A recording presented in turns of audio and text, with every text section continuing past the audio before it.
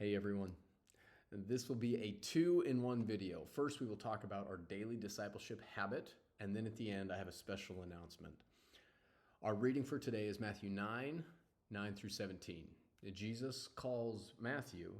After he calls Matthew, he talks about how new wine needs to be poured into new wineskin. When Jesus calls Matthew, we notice that he loves the least of these.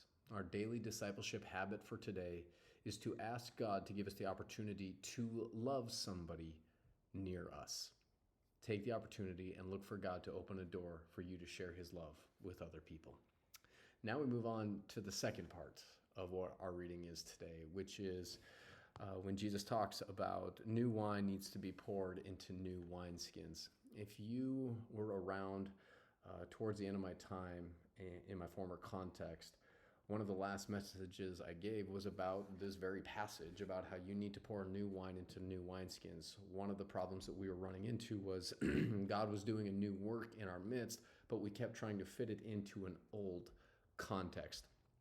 As a result, we wanted to develop a win-win for everybody involved, and as a result of the win-win for everybody, I decided to step down from that position to see what God had for me next. After I left the position, I was in a season of waiting. I felt like God was saying, you just need to wait. Don't make any drastic decisions. I will show you in time what I have for you next. So I entered into a season of waiting. We were still gathering together with some people who wanted to keep growing and go through the discipleship series we're going through right now. But I wasn't sure what God had for me. Well, this past week, I was able to get away and spend some time with the Lord and spend some time with my earthly father, farming back on my home farm in Minnesota. And while I was there, there was one verse that kept rolling around in my mind. The verse was, "The harvest is plentiful, but the workers are few. Therefore, ask the Lord of the harvest to send workers into the field." It just so happens at the end of chapter 9, that was the verse that kept rolling around in my head. During that time, the Lord made it very clear to me, and I also talked to my wife as well, that he has called us to plant a church as we move ahead. Yes, we are officially going to be planting a church. We're not sure where, we're not sure of the details, but I wanted to let you know we are moving ahead. I'm excited about God's calling on my life and my family's life to continue to serve alongside of all of you and walk with you on this amazing journey of following Jesus every single day in the context of community. More details will be coming. In fact, on November 2nd, our Saturday night experience, we will be talking more specifically of how you can get involved in things as we move ahead. The reason we're meeting on November 2nd is because this coming Saturday, I'm looking at my calendar, on October 26th at 6 o'clock, we're having a night of worship with Jubilee Church. So feel free to come engage. That will be our time together. And then the Saturday after, on November 2nd, we'll be continuing the series, but also talking about some of the practical details of what it looks like, of what we need to do in order to plant this church. Well, between now and November 2nd, one thing you can be doing is continually following Jesus. The best thing we can all be doing as we prepare to follow him into this next chapter is to be individually pursuing him in our relationship with him. So whatever Jesus is asking you to do, be obedient in that area. And as we all take those steps of obedience, God will naturally bring us together for vision, effectiveness for whatever he wants to do next.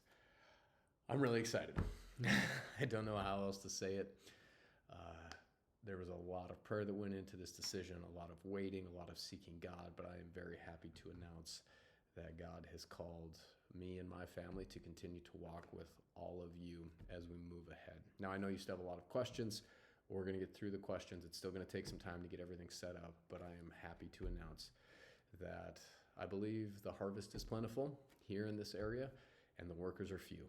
So I'm asking the Lord of the harvest to send workers into the field. I know I am one of those workers, and I am praying that you will join me as well, being a part of the amazing harvest that God has for us.